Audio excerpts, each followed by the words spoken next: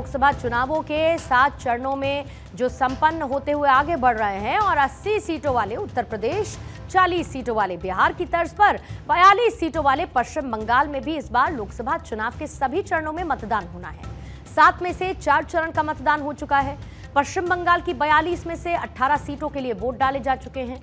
24 सीटों के लिए वोटिंग होनी है और सूबे की मुख्यमंत्री ममता बनर्जी ने मतदान के 4 पड़ाव पार होने के बाद चुनाव बाद की रणनीति को लेकर टीएमसी का रुख अब स्पष्ट कर दिया है। टीएमसी की प्रमुख ममता बनर्जी ने कहा कि हम इंडिया गठबंधन का नेतृत्व करेंगे, गठबंधन सरकार को बाहर से समर्थन करेंगे और दिल्ली में ऐसी सरकार बनाएंगे जिससे बंगाल के लोगों को कोई दिक्कत ना हो। জেনে রেখে দিন, ইন্ডিয়া জোট এখানকার বাংলা সিপিএম কংগ্রেসকে ধরবেন না, ও দুটো আমাদের সাথে নেই, ও দুটো বিজেপির সাথে আছে। আমি দিল্লির কথা বলছি। ইন্ডিয়া জোটকে নেতৃত্ব দিয়ে বাইরে থেকে সব রকম সাহায্য করে আমরা সরকার গঠন করে দেব, যাতে বাংলায় আমার মা বোনদের কোনোদিন অসুবিধে না হয়, আমার 100 দিনের কাজে কোনোদিন অসুবিধে না হয়।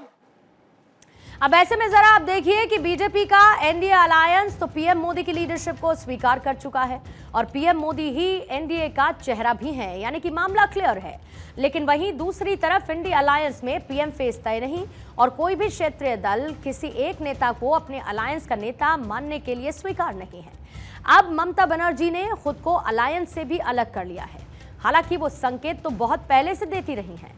पश्चिम बंगाल में ममता बनर्जी अकेले चुनाव लड़ रही हैं, यानी कि एकला चलो की नीति पर आगे बढ़ रही हैं। उनका कहना है कि पश्चिम बंगाल में कोई अलायंस नहीं है, अलायंस दिल्ली में है।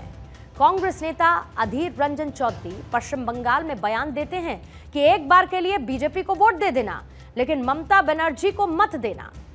ममता बनर्जी एक रैली में कहती हैं कि बीजेपी और कांग्रेस एक ही हैं।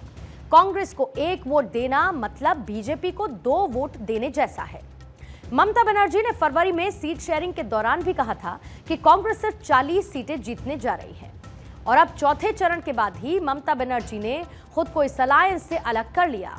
हालांकि उन्होंने इतना जरूर कह दिया कि अगर ये अलायंस किसी तरीके से सरकार बना भी लेता है तो वो बाहर से इसका समर्थन करेंगे।